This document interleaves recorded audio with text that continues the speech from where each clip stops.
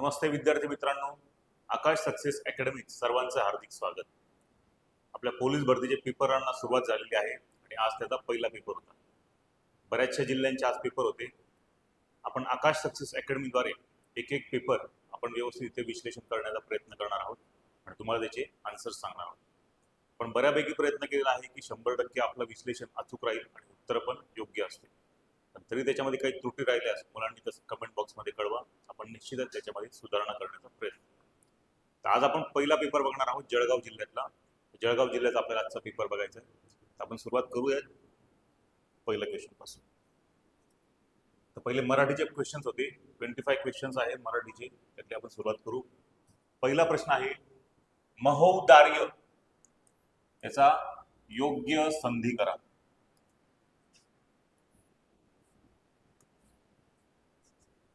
तर बघा मित्रांनो, काय उत्तर असेल याचं. महोदार्य लिहिलेलं आहे.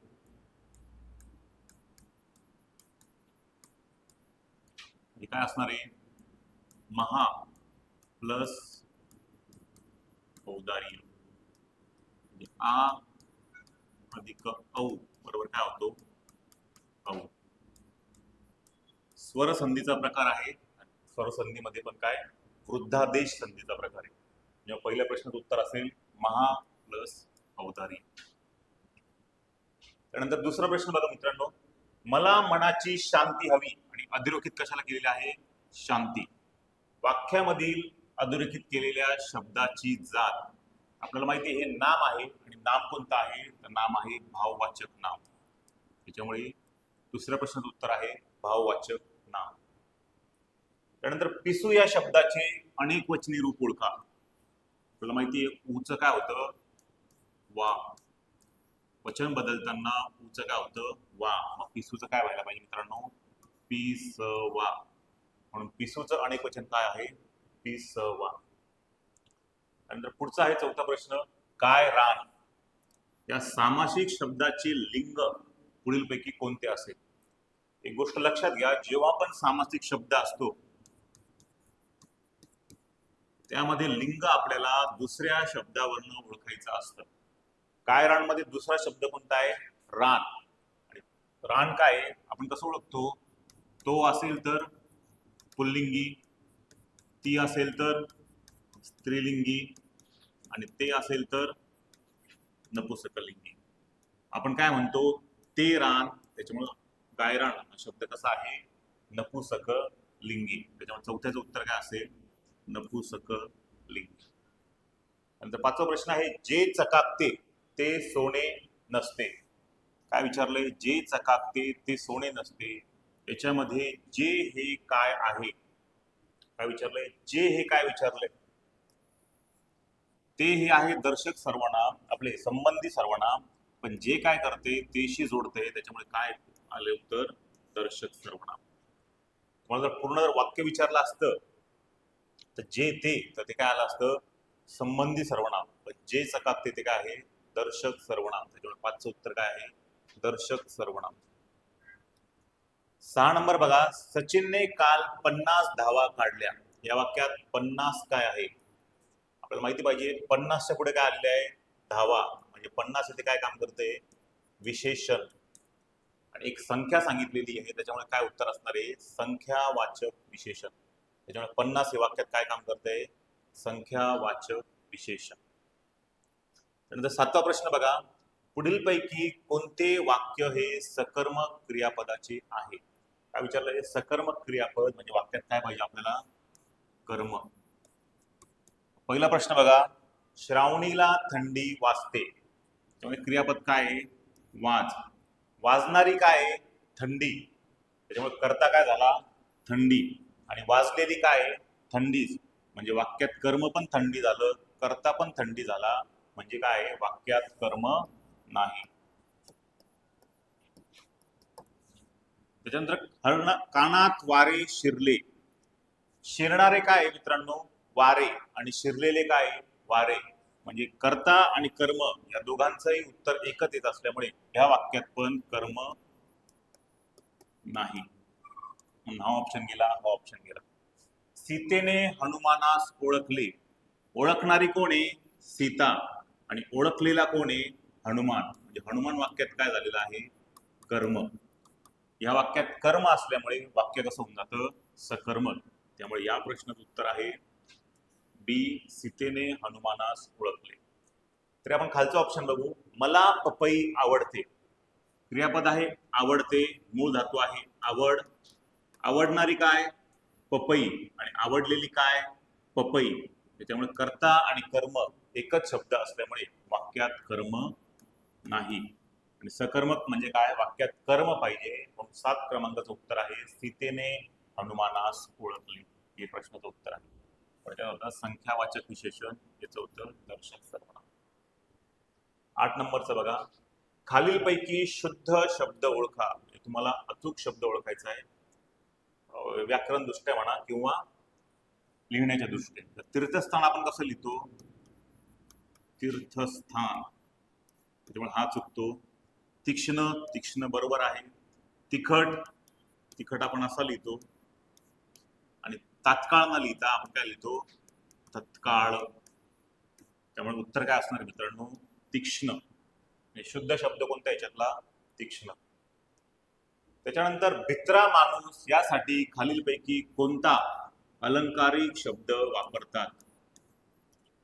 याचं उत्तर आहे शेदांड शिपाई. म्हणजे बाहेर हा दाखवतो की मी खूप धैर्यवान आहे किंवा मी खूप साहसी आहे. खरा तो कसा असतो? भित्रा माणूस असतो. म्हणून भित्रा माणसाला अलंकारिक शब्द कोणता वापरतात? शेदांड शिपाई. याचं उत्तर आहे ऑप्शन क्रमांक सी. जीवाचे रान करणे यासाठी समानार्थी शब्द सांगा.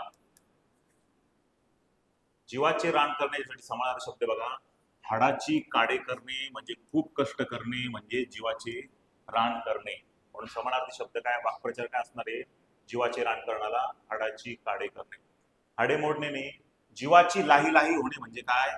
खूप राग येणे.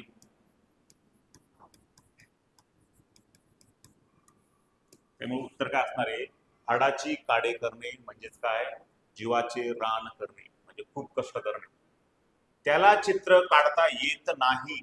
काय म्हटलं मित्रांनो? येत नाही. या वाक्याचा प्रकार ओळखा. जेव्हा वाक्यामध्ये एखादा नकारात्मक शब्द असतो तर वाक्य कसं होतं मित्रांनो? अकरण रूपी. त्याच्यामुळे वाक्याचं उत्तर काय पाहिजे किंवा या प्रश्नाचं उत्तर काय पाहिजे? अकरण रूपी वाक्य. पण 11वेचं उत्तर आहे अकरण रूपी. त्यानंतर तो संगणकावर काम करत असतो. काय म्हटलेलं आहे? तो संगणकावरती काम करीत असतो.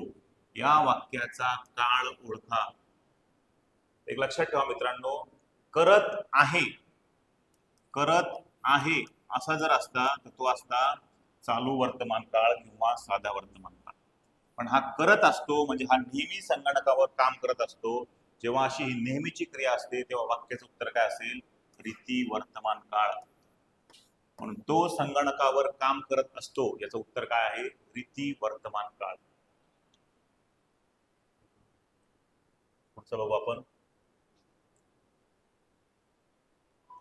क्वेश्चन पेपर जसा आला होता तसाच घेतलेला आहे. तुम्हाला जरी दिसत नसला तरी प्रयत्न करा बघण्याचा आणि उत्तर व्यवस्थित बघून घ्या.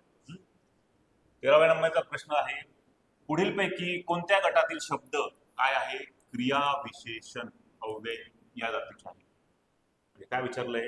क्रियाविशेषण म्हणजे काय? तर क्रियेबद्दल अधिक माहिती सांगणारा शब्द काय असतो? क्रियाविशेषण. आणि तुम्हाला खालीपैकी क्रियाविशेषण ओळखायचे आहे. शांती आणि क्षमा काय आहे? हे भाववाचक नाम आहे. जलद आणि हळू हे काय सांगतं? तो जलद धावतो, जलद पळतो किंवा तो हळू धावतो, हळू पळतो. म्हणजे क्रियाबद्दल माहिती सांगता म्हणून हे काय आहे? क्रियाविशेषण. चालतो पळतो म्हणजे काय? चाल आणि पळ म्हणजे हे धातू आहे आणि म्हणजे काहीतरी क्रिया दाखवलेली आहे. हे काय होता? क्रियापद. आणि सुंदर आणि शुभ्र, सुंदर चित्र, शुभ्र वस्तू किंवा शुभ्र रंग हे काय होता? विशेषण.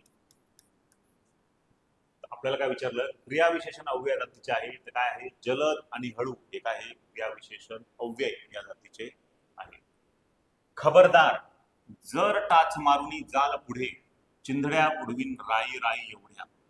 वाक्यातील क्रियापदाचा अर्थ ओळखा. वाक्यातील क्रियापदाचा काय विचारायला तुम्हाला? अर्थ. आपल्याला माहिती आहे जर किंवा तर, इथे जरी तर नसला तरी वाक्याचा अर्थ कसा होतो, खबरदार जर टाच मारून पुढे जाल तर काय होईल, मी चिंधड्या उडवेल राई राई एवढ्या. म्हणजे तुम्हाला काहीतरी संकेत दिलेला आहे, तुम्हाला काहीतरी अट घातलेली आहे, म्हणून वाक्य कसं होतं, संकेतार्थ. इथे काय आहे, अट आहे मित्रांनो, म्हणून वाक्य कसं आहे, संकेतार्थ. त्यानंतर अटकेपार झेंडा लावणे म्हणजे काय, आपल्याला माहिती आहे की पानिपतच्या लढाईच्या पूर्वी मराठ्यांनी, मराठा साम्राज्याने अटकेपार झेंडा लावला होता. म्हणजे काय केला होता, पराक्रम केला होता. म्हणजे याचं उत्तर काय असेल, पराक्रम करणे. अटकेपार झेंडा लावण्याचा अर्थ काय होतो, पराक्रम करणे. खालीलपैकी किती शब्द अशुद्ध आहेत? अशुद्ध शब्द ओळखायचे मित्रांनो. पहिला आहे घोषित. आपण घोषित कसा लिहितो, घोषित, त्याच्यामुळे हा अशुद्ध आहे. चतुर बरोबर आहे. चिरंजीव, चिरंजीव कसा लिहितो आपण, चिरंजीव, त्याच्यामुळे हा चुकतो. चूक भूल कसा लिहितो, चूक भूल, दुसऱ्या वेलांटे असतात त्याच्यामुळे हा पण चुकतो. छापील बरोबर आहे. जड जवा हिरे असं आपण लिहितो, जड जवा हिरे, त्यामुळे हा पण चुकतो. आणि घनिष्ठ हा बरोबर आहे. आणि किती चुकीचे दिलेले, 1 2 3 4. मग उत्तर काय असेल तुमचं, ऑप्शन बी 4. किती अशुद्ध शब्द आहे, 4 अशुद्ध शब्द आहे. ऑप्शन क्रमांक बी, 16चा ऑप्शन क्रमांक काय, बी. नंतर साहित्य परिषद उद्या होणार आहे. इथे मध्ये काय दिलेलं आहे, एक रेष दिलेली आहे. अधोरेखित शब्दात कोणते विरामचिन्ह वापरले आहे, म्हणजे तुम्हाला विरामचिन्हांवरती प्रश्न आलेला आहे. लक्षात ठेवा मित्रांनो, जेव्हा असे दोन शब्द जोडले जातात तेव्हा काय असतं, संयोग चिन्ह. आणि अपसारण चिन्ह केव्हा असतं मित्रांनो, किंवा वाक्य एखाद्या शेवटी येईल आणि तुम्हाला एखादा शब्द खाली लिहायचा असेल तर तुम्ही अपसारण चिन्ह लिहू शकता. किंवा तुम्हाला बोलता बोलता तुमचे जर विचार तुटले तुम्ही काय लिहिता, अपसारण चिन्ह. मग 17वेचं उत्तर काय असणार आहे, संयोग चिन्ह. नंतर हा प्रश्न खूप वेळेस विचारून गेलेला आहे, पक्षी झाडावर बसला. आपल्याला माहिती आहे नामाला जोडून आलेला शब्द काय असतो, शब्दयोगी अव्यय. वाक्यातील अधोरेखित शब्दाची जात काय असणार मित्रांनो, शब्दयोगी अव्यय.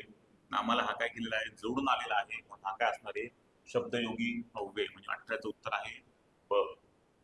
11वा रुद्र या अलंकारिक शब्दाचा अर्थ काय, म्हणजे 11वा रुद्र म्हणजे काय, 11वा रुद्र लक्षात ठेवा मित्रांनो, खूप चिडलेला मनुष्य किंवा खूप रागावलेला मनुष्य म्हणजे काय, 11वा रुद्र. म्हणजेच काय, अतिशय तापट माणूस म्हणजे काय झाला, 11वा रुद्र.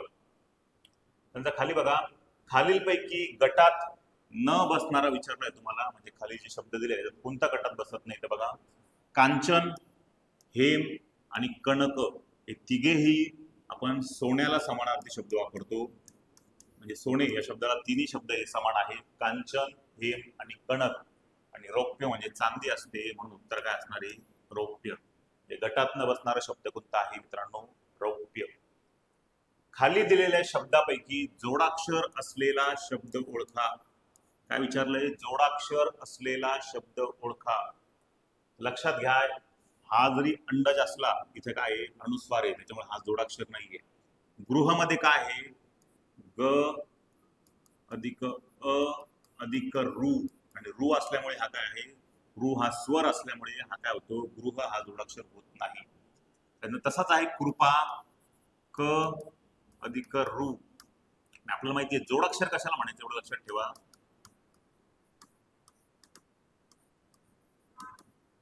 व्यंजन प्लस व्यंजन अधिक स्वर, त्याला काय म्हणतो आपण, जोडाक्षर. आणि इथे रू काय येतोय, स्वर येतोय, त्याच्यामुळे कृपा, गृह, अंडज हे काय येतात, जोडाक्षर येत नाही. मग जोडाक्षर असलेला शब्द कोणता असेल, पार्थ. का बरं पार्थ, तर इथे बघा प अधिक आ अधिक र अधिक थ अधिक अ याच्यापासून पार्थ बनलेला आहे, म्हणून जोडाक्षर असलेला शब्द कोणता आहे मित्रांनो, पार्थ. कन्या ह्या शब्दाचा खालीलपैकी कोणता समानार्थी शब्द नाही, म्हणजे कन्याला कोणते समानार्थी शब्द आपण वापरत नाही. कन्या म्हणजेच लेख, कन्या म्हणजेच तनुजा, कन्या म्हणजेच तनया, कन्या म्हणजे हेमा होत नाही. त्याच्या उत्तर काय असणार आहे, हेमा. म्हणजे हा कन्या शब्दाला हा समानार्थी शब्द नाही.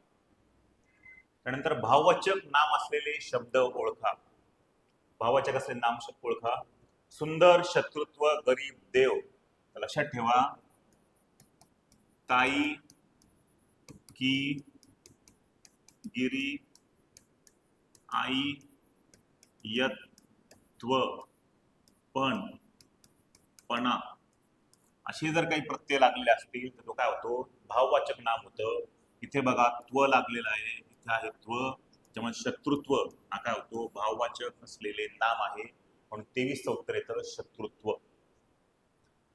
खाली आहे, खालीलपैकी कोणता शब्द फारसी भाषेतून आलेला नाही. फारसी भाषेतले शब्द विचारले. लक्षात ठेवा, पगार, तिजोरी आणि चावी हे तिन्ही पण पोर्तुगीज शब्द आहे. काय, पगार, तिजोरी आणि चावी हे कोणते शब्द आहे, पोर्तुगीज. मग कोणता शब्द येतो इथे, नोकर, हा शब्द कसा आहे, फारसी.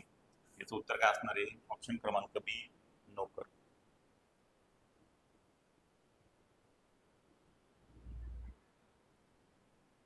पुढचं बघू आपण. पाभ ही गना दुने माठीर काल्या नीत. तुम्हाला काय सांगितलं बघा, वरील सर्व अक्षरांची पहिले काय करा, योग्य जुळवणी करा आणि योग्य म्हण तयार करा या शब्दातून, आणि त्या म्हणीचे शेवटून तिसरे अक्षर कोणते हे सापडा. म्हण बघा काय तयार होतं मित्रांनो, काय म्हणतात, का, ठी, मा, काठी, मार, पुढे काय, ल्या, ने, काय शब्द तयार होतो, काठी मारल्याने पाणी, पुढे गेला पाणी, पाणी, दुभंगत, दुभंगत, पाणी दुभंगत, पुढे काय येतं, नाही. म्हण काय तयार होते, काठी मारल्याने पाणी दुभंगत नाही. आपल्याला काय विचारलं, एक तर पहिले म्हण तयार करा, पण फक्त म्हण तयार नाही करू तर शेवटून तिसरे अक्षर सापडायचे. मग तिसरा अक्षर कुठलं आहे शेवटी, ही, ना, त. उत्तर काय असणार आहे, त. ऑप्शन क्रमांक बी हा तुमचा उत्तर असणार आहे. आणि म्हण कोणती तयार झाली, काठी मारल्याने पाणी दुभंगत नाही. अशा प्रकारे आपण मराठीचे 25 प्रश्न घेतलेले आहेत. ताबडतोब आपण आपल्या जीके जीएस चे 25 प्रश्न बघू.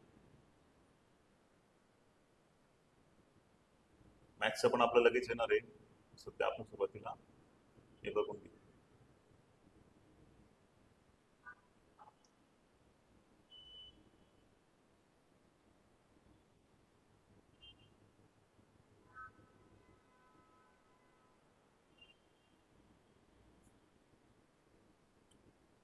आता आहे जीके जीएस चे प्रश्न मित्रांनो. प्रश्न क्रमांक 76 बघा. आंतरराष्ट्रीय मानकानुसार किलोग्रॅम हे वस्तुमान बनवताना 90% प्लॅटिनम या मिश्र धातूचा वापर केला जातो, तर उरलेल्या 10% वापर कोणत्या मौल्यवान धातूचा केला जातो. लक्षात ठेवा, म्हणजे त्यांनी प्रश्न काय विचारला आहे, आपल्याला किलोग्रॅम मोजायचं आहे. म्हणजे किलोग्रॅम म्हणजे नेमके किती ग्रॅम किंवा किलोग्रॅम म्हणजे कसं मोजायचं. त्यांनी एक मिश्र धातू बनवला, त्यामध्ये 90% प्लॅटिनम घेतलं आणि दुसरं 10% काय घेणार, दुसरं 10% घेणार मित्रांनो. लक्षात ठेवा, इरॅडियम. हेच का बरं घ्यायचं, हे गंजरोधक असल्यामुळे या दोघांचा वापर केलेला आहे किलोग्रॅम हे वस्तुमान मोजण्यासाठी आंतरराष्ट्रीय मानकानुसार. मग 10% कसला भाग घेतो आपण, इरॅडियम, आणि 90% काय घेतो, प्लॅटिनम. लक्षद्वीप या केंद्रशासित प्रदेशाचे एकमेव विमानतळ कोणत्या बेटावर स्थित आहे. काय विचारलंय, लक्षद्वीप केंद्रशासित प्रदेशाचे एकमेव विमानतळ कुठे आहे. आपल्याला माहिती आहे हॅवलॉक बेट कुठे आहे, अंदमान, त्याच्यामुळे हा ऑप्शन जातो. सालसेट बेट आहे आपल्या अरबी महासागरात, त्यामुळे हा पण जातो. सागर बेट आहे पश्चिम बंगाल जवळ, म्हणजे बंगालच्या उपसागरात, किंवा हा आहे गंगा नदीच्या याच्यात किंवा पश्चिम बंगालमध्ये, त्यामुळे हा पण ऑप्शन जातो. उत्तर काय येतं, अगत्ती बेट हे लक्षद्वीपवरचं एकमेव विमानतळ आहे. म्हणजे कोचीन पासून एकदम जवळ असलेलं कोणतं आहे, अगत्ती बेट. त्या ठिकाणी लक्षद्वीप मधले एकमेव विमानतळ बनवण्यात आलेले आहे. भारतात राष्ट्रीय महामार्गांची सर्वाधिक लांबी असलेले राज्य कोणते. म्हणजे असं कोणतं राज्य आहे जिथे सर्वात जास्त राष्ट्रीय महामार्ग आहे? तर त्याचं उत्तर आहे मित्रांनो उत्तर प्रदेश. सर्वाधिक राष्ट्रीय महामार्ग उत्तर प्रदेशमध्ये आहे. त्याच्यानंतर आहे महाराष्ट्र, त्याच्यानंतर आहे राजस्थान, नंतर आहे गुजरात. लक्षात असू द्या, महाराष्ट्रात सर्वाधिक लांबीचे राष्ट्रीय महामार्ग कोणत्या राज्यात आहे? तर गुजरात आपले सॉरी उत्तर प्रदेशमध्ये सर्वात जास्त लांबीचे राष्ट्रीय महामार्ग आहे. खालीलपैकी कोणते ज्योतिर्लिंग नाही? तर तुम्ही लक्षात ठेवा, सर्वात पहिले तुम्ही एक ऑप्शन कॅन्सल करू शकता, त्र्यंबकेश्वर, कारण आपल्याला माहिती आहे त्र्यंबकेश्वर हे ज्योतिर्लिंग आहे. त्यानंतर रामेश्वर हे तामिळनाडूमध्ये आहे, हे पण एक ज्योतिर्लिंग आहे. श्रीशैल्यम हे आंध्र प्रदेशमध्ये आहे, हे पण एक ज्योतिर्लिंग आहे. राहिलं हरिद्वार. हरिद्वार हे ज्योतिर्लिंग नसून हे काय आहे? एक धार्मिक स्थळ आहे जिथे गंगा पहिल्यांदा काय होते मैदानाच्या प्रदेशामध्ये प्रवेश करते. म्हणजे हिमालयातून गंगा पहिल्यांदा कुठे सपाट ठिकाणी येते? तर हरिद्वार या ठिकाणी. आणि हरिद्वारला काय होतो? कुंभमेळा आयोजित केला जातो गंगा नदीच्या किनाऱ्यावरती. त्यानंतर आहे पूर्व खानदेश जिल्हा कोणत्या वर्षी स्थापन करण्यात आला? आता हा जिल्हा रिलेटेड प्रश्न होता, कारण जळगाव जिल्ह्याचा प्रक्रिया आहे. लक्षात राहू द्या, 1906 साली ब्रिटिशांनी पूर्व खानदेश हा जिल्हा स्थापन केला होता. त्यानंतर महाराष्ट्राच्या निर्मितीनंतर त्याचे विभाजन करून पूर्व खानदेश आणि पश्चिम खानदेश करून मधून जळगाव जिल्हा आणि धुळे जिल्हा यांची निर्मिती करण्यात आलेली आहे. म्हणून पूर्व खानदेश जिल्हा कोणत्या वर्षी स्थापन झालेला आहे? 1906 साली.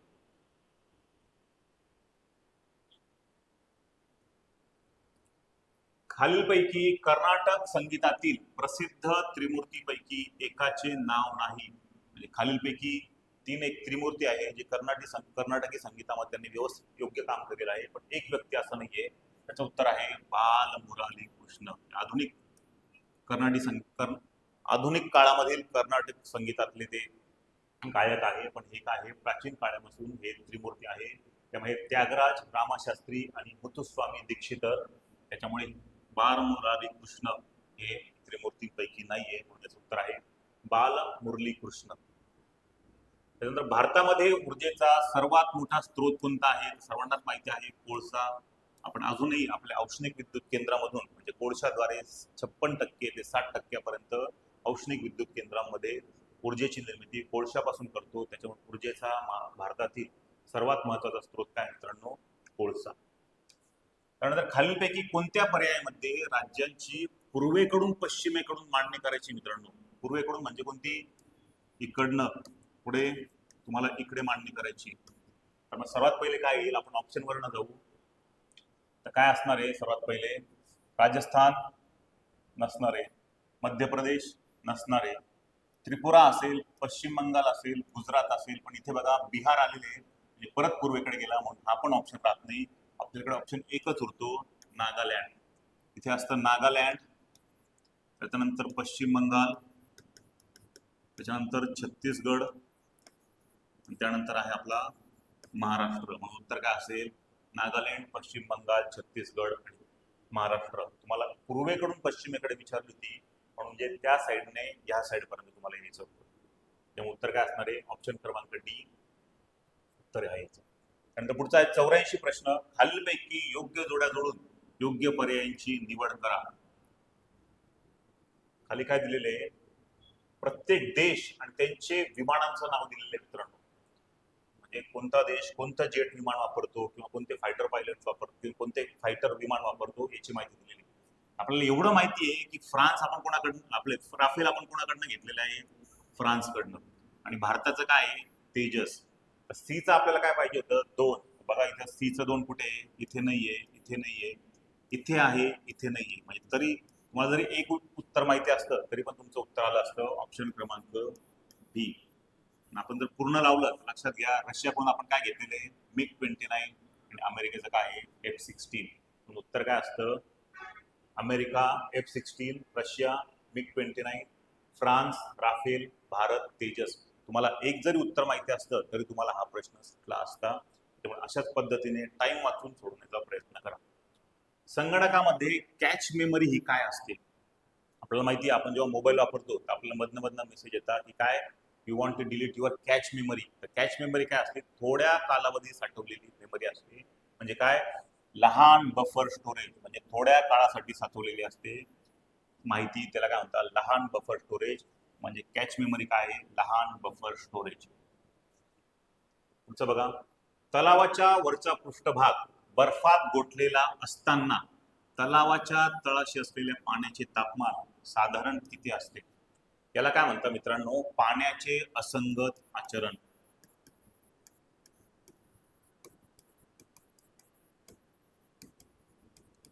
त्यांनी काय सांगितलं, असा एक तलाव आहे आणि तलावाचा जर वरचं भाग हा जर बर्फाने गोठला असेल तर खालच्या पाण्याचं टेम्परेचर काय असेल? तर लक्षात राहू द्या मित्रांनो की खालच्या पाण्याचं टेम्परेचर असतं 4 डिग्री सेल्सिअस. कारण जर खालचं पाणी जर गोठलं तर तिथले जे मासे वगैरे आहेत ते मृत्युमुखी पडतील. पण पाण्यामध्ये एक विशिष्ट आचरण आहे, त्याला म्हणतात पाण्याचे असंगत आचरण. त्यामध्ये पाण्याचे खालचं म्हणजे गोठलेल्या भागापेक्षा खालचं टेम्परेचर किती असतं? 4 डिग्री सेल्सिअस. त्याच्यामुळे याचं उत्तर आहे ऑप्शन क्रमांक सी. नंतर आहे, भारताचे केंद्रीय शिक्षण मंत्री कोण आहेत? याचं सरळ सरळ उत्तर आहे धर्मेंद्र प्रधान. हे भारताचे केंद्रीय शिक्षण मंत्री आहे. नंतर एकदम लेटेस्ट प्रश्न विचारलेला आहे, भारताने ICC पुरुष T20 विश्वचषक किती वेळा जिंकला? याचं उत्तर आहे 3 वेळेस. आपल्याला माहिती आहे T20 विश्वचषक नुकताच भारताने जिंकलेला आहे आणि याच्यापूर्वी आपण मागचा पण जिंकला होता, लागोपाठ दुसऱ्यांदा आपण हा जिंकला. आणि जेव्हा T20ची पहिल्यांदा सुरुवात झाली 2007 मध्ये, तेव्हा पण महेंद्रसिंग धोनीच्या नेतृत्वाखाली आपण पहिल्यांदा हा T20 विश्वचषक जिंकलेला होता. त्यामुळे टोटल आपण आतापर्यंत किती वेळेस जिंकलेला आहे? तर 3 वेळेस आपण हा वर्ल्ड कप किंवा T20 विश्वचषक जिंकलेला आहे. पुढे आहे हडप्पा स्थळ आणि राज्य. आणि तुम्हाला काय विचारलेलं आहे, जोड्याने लावायच्या. काय दिलेल्या जोड्यांपैकी कोणती जोडी योग्य प्रमाणे जोडलेली आहे असं विचारलेलं आहे. म्हणजे खाली दिलेले आहे त्यापैकी कोणत्या जोड्या योग्य जोडलेल्या आहेत? तर लोथल लक्षात ठेवा, लोथल राजस्थान नाहीये, लोथल आहे गुजरातला. त्यानंतर कालीबंगन आहे राजस्थान, ढोलविरा गुजरात, राखीगड हरियाणा. म्हणजे ऑप्शन 3 आणि 4 हे बरोबर आहे. ह्या जोड्या बरोबर लावलेल्या आहे, वरच्या जोड्या चुकीच्या दिलेल्या आहे, म्हणून उत्तर काय असेल? फक्त 3 आणि 4. म्हणजे ह्या प्रश्नाचं उत्तर काय असणार आहे? ऑप्शन क्रमांक 1 फक्त 3 आणि 4 या जोड्याच फक्त योग्य दिलेल्या आहे, बाकीच्या चुकलेल्या आहेत. पुढचं बघू.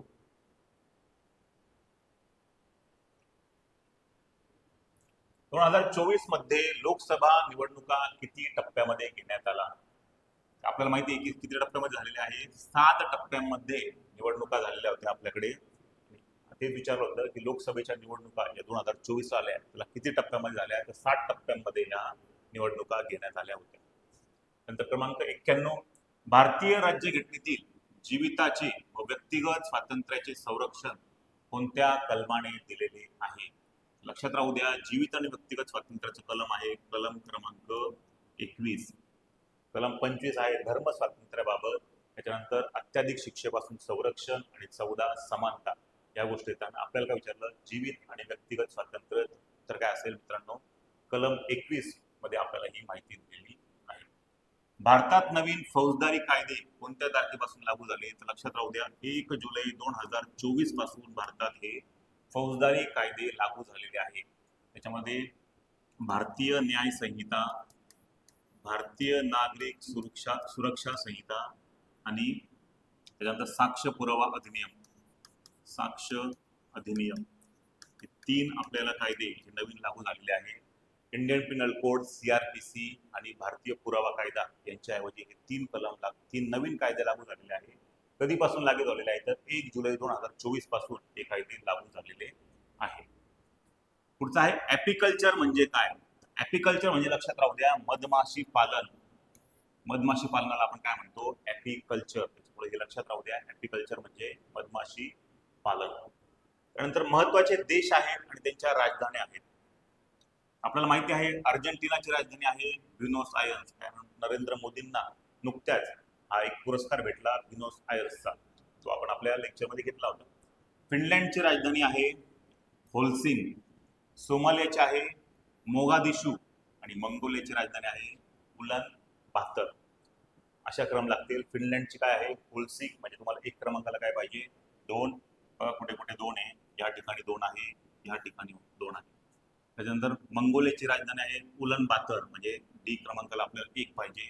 ऑप्शन क्रमांक 4, डी ला 1 मॅच होतं, म्हणून उत्तर काय असणार आहे? Option D. नंतर नागासाकी वर टाकण्यात आलेल्या अणुबॉम्बचे नाव काय होते? आपल्याला माहिती आहे दुसऱ्या विश्वयुद्धामध्ये जपानवरती अमेरिकेने अणुबॉम्बने हल्ला केला होता. 2 ठिकाणी त्यांनी अणुबॉम्ब टाकले होते. एक होते आपल्याला काय विचारले नागासाकीवरती 2 अणुबॉम्ब टाकले होते. एक होता लिटिल बॉय आणि फॅट मॅन. लिटल बॉय आणि फॅट मॅन. लिटिल बॉय कुठे टाकला होता? लिटिल बॉय टाकला होता हिरोशिमा. आणि फॅट मॅन कुठे टाकला होता? नागासाकी. आणि आपल्याला तेच विचारलं की नागासाकीवरती कोणता टाकला, तर नागासाकीवरती टाकला फॅट मॅन. उत्तर काय पाहिजे? ऑप्शन क्रमांक सी, फॅट मॅन. 71वा राष्ट्रीय चित्रपट पुरस्कारातील सर्वोत्कृष्ट चित्रपट कोणता? काय विचारलं? 71वे जे राष्ट्रीय चित्रपट पुरस्कार झाले त्यातला सर्वोत्कृष्ट चित्रपट कोणता होता? लक्षात राहू द्या, 12th फेल आपण सर्वांनी हा चित्रपट बघितला असेल.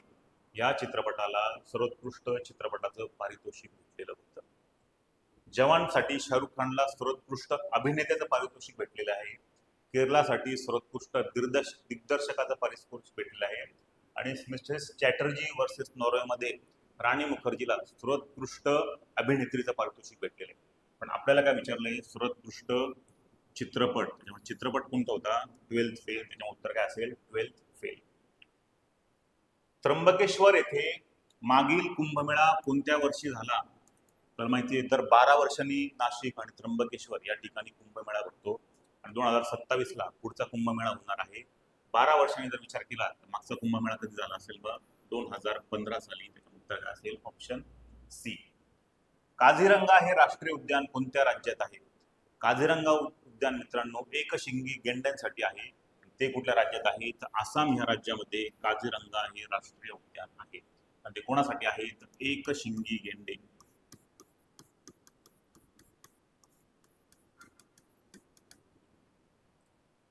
त्यानंतर उत्पादनानुसार जगातील सर्वात मोठी वाहन उत्पादक कंपनी कोणती आहे? याचं उत्तर आहे मित्रांनो टोयोटो. आपल्याला माहिती आहे टोयोटोच्या गाड्या भारतामध्ये मोठ्या प्रमाणात वापरल्या जातात. तर टोयोटो आहे जो जगामध्ये सर्वात जास्त उत्पादन घेतो. हा प्रश्न विचारायचं कारण म्हणजे भारत हा तिसऱ्या क्रमांकावरती पोहोचला आहे जपानला मागे टाकून. कशामध्ये? तर वाहनांच्या प्रोडक्शनमध्ये. सर्वात जास्त जगामध्ये सर्वात जास्त वाहनांचं प्रोडक्शन कोणती कंपनी करते? तर टोयोटो करते. त्याच्यामध्ये याचं उत्तर काय आहे? ऑप्शन क्रमांक डी, टोयोटो. आणि आपला शेवटचा प्रश्न मित्रांनो, छत्रपती शिवाजी महाराजांनी जिंकलेला पहिला गड कोणता? याचं उत्तर सर्वांनाच माहिती असेल, तोरणा. छत्रपती शिवाजी महाराजांनी जिंकलेला पहिला गड होता. आणि शिवाजी महाराजांचा पहिला गड आहे कोणता? तोरणा. तेव्हा याचं उत्तर आहे ऑप्शन क्रमांक बी, तोरणा. अशा पद्धतीने आपण मराठीचे 25 आणि जीके जीएसचे 25 प्रश्न व्यवस्थित आणि अचूकपणे विश्लेषण देण्याचा प्रयत्न केलेला आहे. मला जर व्हिडिओ आवडला, याच्यानंतर आपण मॅथ आणि रिझनिंग यांचा ताबडतोब लगेच दुसरा व्हिडिओ घेऊन येतो आहे. तो पण तुम्ही सर्वांनी बघा. आवडल्यास जास्तीत जास्त विद्यार्थ्यांपर्यंत हा व्हिडिओ पाठवा. आणि आपण अशाच पद्धतीने येणारे जे परीक्षांमधले जे पेपर आहेत त्या प्रत्येक जिल्ह्याचा प्रत्येक पेपर आपण अशाच प्रकारे विश्लेषण करून तुम्हाला उत्तर देण्याचा प्रयत्न करू. तुम्हाला लेक्चर आवडल्यास लाईक करा, सबस्क्राईब करा आणि तुमच्या मित्रांपर्यंत पाठवा. काही अडचण असल्यास खाली आमचे नंबर दिलेले आहेत, त्या नंबरवर तुम्ही कॉल करू शकता किंवा कमेंट बॉक्समध्ये तुमचा रिप्लाय देऊ शकता.